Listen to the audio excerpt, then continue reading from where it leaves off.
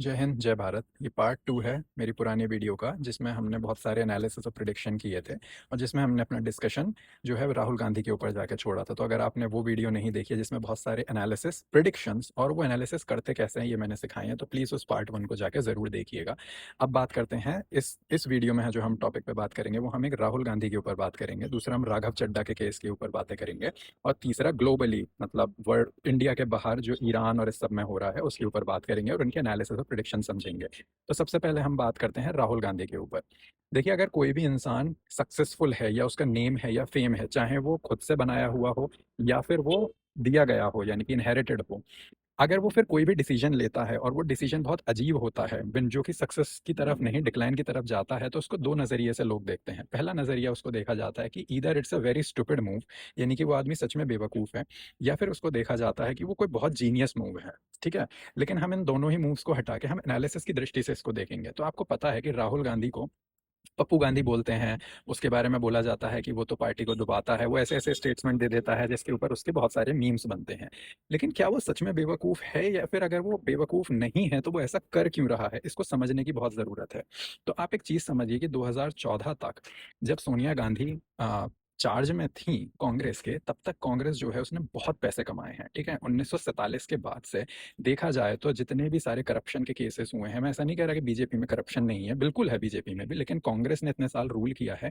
और कांग्रेस की ये जो गांधी परिवार है, खास तौर पर जैसे कि इंदिरा गांधी और ये इनके जो ये सारे आ रहे हैं, जिसमें सोनिया गांधी, राहुल गांधी, प्रियंका गांधी, ये 3 लोग अभी हम इस स्टोरी के लिए बात करते हैं कि ये 3 लोग जो हैं, क्योंकि गांधी परिवार के पास बहुत पैसा है, अथाह संपत्ति है। अच्छा, अब जब मोदी जी आ गए और जो कि प्रो नेशनलिस्ट हैं, जो कि अपने देश के लिए सोचते हैं, तो गांधी परिवार को एक चीज़ समझ में आ गई कि कैसे भी करके हमें सबसे पहला पॉइंट देश नहीं है, पार्टी नहीं है, उनके लिए कांग्रेस कुछ मतलब नहीं रखती, उनके लिए देश कोई मतलब नहीं रखता, उनके लिए जो चीज़ मतलब रखती है वो रखता है उनका पैसा, उनके परिवार की संपत्ति। अब आप अगर ढंग से समझें तो प्रियंका गांधी को राहुल गांधी कभी नहीं आने देगा पावर में, बहुत ज़्यादा लाइमलाइट में भी नहीं आने देगा। कांग्रेस में ऐसे बहुत सारे लोग थे जो एक्चुअली प्रो देश थे, जो प्रो भारत थे। उन सब ने अब ऑलमोस्ट सब ने ही अब इस पार्टी को छोड़ दिया है। अब कांग्रेस पार्टी में जितने भी लोग बचे हैं वो सिर्फ इसलिए बचे हैं क्योंकि वो बस एक उनका जुड़ाव है, या फिर वो चमचे हैं, या फिर वो अंधे होकर काम करते हैं। लेकिन आप राहुल गांधी के पर्सपेक्टिव से समझिए तो राहुल गांधी का जो विजन है, उसका कोई विजन कांग्रेस के लिए नहीं है, उसका विजन कोई भारत देश के लिए नहीं है। उसका विजन सिर्फ और सिर्फ एकमात्र है कि जो उस गांधी परिवार ने जो प्रॉपर्टी और संपत्ति है, वो संपत्ति कैसे बची रहनी चाहिए। अगर आप सोचिए, आप राहुल गांधी की जगह होते और आपको सबसे इंपॉर्टेंट होता, आपको समझ में आ गया कि देश अब सही हाथों में चला गया है और आप खुद जो है वो किसी और के एजेंट हैं, ठीक है? फिलहाल के लिए मैं बहुत सारी चीज़ें डिस्क्लोज नहीं कर सकता, लेकिन फिलहाल आप यही समझिए कि राहुल गांधी एक एजेंट है जो भारत में भारत के अगेंस्ट काम करता है और आपकी सबसे पहली प्रायोरिटी है कि आपको अपनी संपत्ति बचानी है। तो आप क्या करते? आप करते कि आपकी पार्टी में जो बहुत ब्रिलियंट जियो पॉलिटिकल मूव होता, आप करते कि आपकी पार्टी में जो ऐसे लोग हैं जो देश प्रेमी हैं या फिर सच में कांग्रेस की चिंता करते हैं, उनको किसी तरीके से हटाया जाए, क्योंकि वो राहुल गांधी को कभी पीएम नहीं बनने देंगे। वो चाहेंगे कि एक वर्दी कैंडिडेट आए जो कांग्रेस में रहे, जो देश के लिए कुछ करे, जो देश नहीं तो कम से कम कांग्रेस पार्टी के लिए कुछ करे। तो सबसे पहला उसका बेस्ट तरीका ये है कि एक ऐसा कैंडिडेट खड़ा करो जैसे राहुल गांधी, और उससे बेवकूफ़ी भरे ये सारे काम करवाओ, स्टेट्समेंट दिलवाओ। कुछ तो वो है भी बेवकूफ़, लेकिन कुछ वो और ज़्यादा जानबूझ के इसको करता है, जिससे कि उनको समझ में आ जाए कि इस कांग्रेस पार्टी का अब जो अस्तित्व है या फिर कांग्रेस पार्टी की जो रेलेवेंसी है वो खत्म हो गई है। तो जो सच में दिमाग वाले और जो सच में देशभक्त लोग थे, या एटलीस्ट कांग्रेस के हितैषी लोग थे, वो ऑलरेडी निकल चुके हैं, ऑलमोस्ट 90%। जो लोग अब बचे हैं उनमें या तो सोचने समझने की क्षमता नहीं है, या फिर उनको अब समझ में आ गया कि कुछ बहुत ज़्यादा नहीं है, लेकिन अब बस चल रहे हैं तो चल रहे हैं, क्योंकि जुड़े हुए हैं तो जुड़े हुए हैं।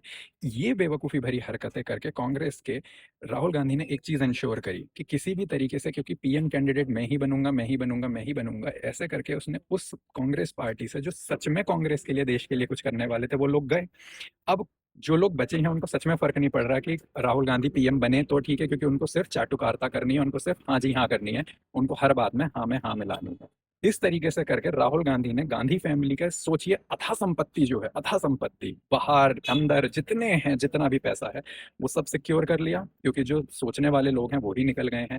तो ये है राहुल गांधी का असली सच, जो हम उसके ऊपर मीम्स बनाते हैं। मुझे भी मजे आते हैं राहुल गांधी के ऊपर बातें करने में, इस तरीके की, वो जोकर, कार्टून, पप्पू सब बोलेंगे, लेकिन एक्चुअल में जीनियस मूव ये था। इसलिए वो कभी प्रियंका गांधी को नहीं आने देगा बहुत ज्यादा लाइमलाइट में, इसलिए वो ही ये बेवकूफ़ी भरी हरकतें कर करके कांग्रेस को डुबाएगा। उसको फर्क नहीं पड़ता, कांग्रेस डूब जाए, कल की डूबती आज डूबे लेकिन उसकी प्रॉपर्टी और संपत्ति बची रहनी चाहिए। ये था पहला पॉइंट कि आपने आज बहुत अंदर का एनालिसिस सीखा कि अंदर का एनालिसिस और प्रिडिक्शन कैसे देखते हैं। अच्छा, रही बात दूसरी की राघव चड्ढा की। आप एक चीज़ देखिएगा कि राघव चड्ढा की आपकी एक प्रवृत्ति रही है, कुमार विश्वास के टाइम से आपने इसको एनालाइज़ करा होगा कि कुमार विश्वास पहले केजरीवाल के बहुत अच्छे दोस्तों में काउंट होते थे, उनके इनर सर्कल के अंदर आते थे। जैसे-जैसे कुमार विश्वास आगे बढ़े, आपने उनकी कहानी देखी होगी, बताया भी उन्होंने, तो कैसे केजरीवाल ने, आप पार्टी ने उनको निकाल के बाहर फेंक दिया, जिसके बाद उन्हें अकल आई, फिर वो काफ़ी फिर वो पूजा पाठ में भी आ गए, फिर वो प्रो बीजेपी हो गए, वो प्रो नेशनलिस्ट हो गए, वो सारी चीज़ें हुई हैं। लेकिन आपको उनके स्टेटमेंट से समझ में आएगा कि जब भी कोई केजरीवाल से ज़्यादा फेम पाता है या कोई अच्छा करने के लिए आएगा, तो ये आप पार्टी उसको निकाल के फेंकेगी। ठीक? अब राघव चड्ढा ने, हालाँकि बहुत सारी चीज़ें उसकी बहुत बकवास हैं, जैसे कि उसने बोला था कि लव जिहाद जैसा कुछ होता ही नहीं है, बीजेपी का प्रोपेगेंडा है। लेकिन उसने कई चीज़ें जो हैं वो काफ़ी देश के एक्चुअल में काम के लिए बोलनी शुरू करी थी, जिसकी वजह से उसकी रेलेवेंसी बढ़ती चली गई थी। ठीक है? जैसा कि आपको पता होगा कि एयरपोर्ट पे चाय के प्राइसेज़ या इनके प्राइसेज़ के ऊपर उसने बात करी थी। उसने पब्लिक की बहुत छोटी-छोटी और बहुत बड़े मास लेवल की प्रॉब्लमों के ऊपर बात करनी शुरू करी थी, तो उसकी रेलेवेंसी केजरीवाल से ज़्यादा हो गई थी, इसलिए आपको ने उसको निकाल दिया। अब आप सोचिए कि अगर आपको एक पार्टी के वोट काटने हों, जो कि एंटी देश है, एंटी इंडिया पार्टी है, तो सबसे बेस्ट क्या है, उसके खिलाड़ी को अपनी टीम में ले आओ।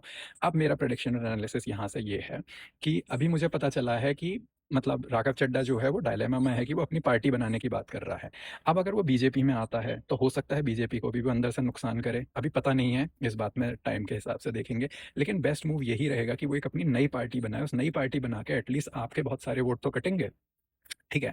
जब ये खेल होगा तो मैं मानता हूँ, मेरा एनालिसिस और प्रेडिक्शन इस तरीके से है कि जो आपकी पार्टी है, वो आपकी पार्टी, इनकी सिक्योरिटी होती है मिनिस्टर्स की, राघव चड्ढा कोई छोटी-मोटी हस्ती तो है नहीं, उसकी सिक्योरिटी खींच ली जाएगी और मैं मानता हूँ उसकी सिक्योरिटी या तो सेंट्रल गवर्नमेंट या कोई ना कोई उसको सिक्योरिटी ज़रूर देगा कि नहीं, नहीं, नहीं तुम्हारी सिक्योरिटी इंपॉर्टेंट है, क्योंकि दुश्मन का दुश्मन दोस्त होता है।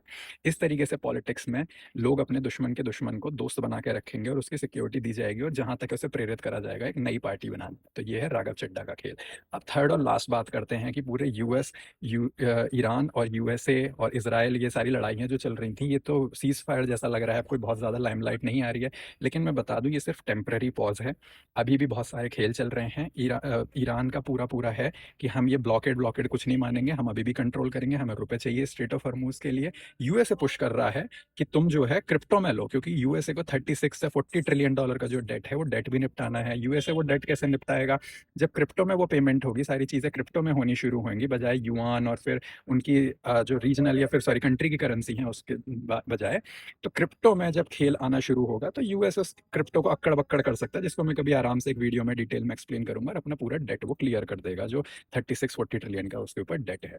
तो लेकिन ये लड़ाई कुछ खत्म नहीं हुई है ईरान में, ये युद्ध अभी फिर से शुरू होंगे जब तक कि 800 से ऊपर के यूएस के जितने बेसिस हैं वो सारे खत्म नहीं हो जाते। इसराइल ग्रेटर इसराइल नहीं बन जाता। इसराइल कुछ भी करके, चाहे एप्स्टीन फाइल्स करके, चाहे मेलिना ट्रम्प को लिवरेज करके, किसी न किसी तरीके से यूएसए को इस युद्ध में फिर से खींच के लेके आएगा और ये युद्ध अभी फिर से होगा। ये सिर्फ थोड़े टाइम का सीज फायर है और अभी आपको देखने में लग रहा है कि कुछ नहीं हो रहा, लेकिन इंटरनली बहुत हो रहा है और उसमें चाइना एक बहुत बड़ा रोल निभाएगा, जिसको हम किसी आगे की वीडियो में डिस्कस करेंगे। जय हिंद, जय भारत।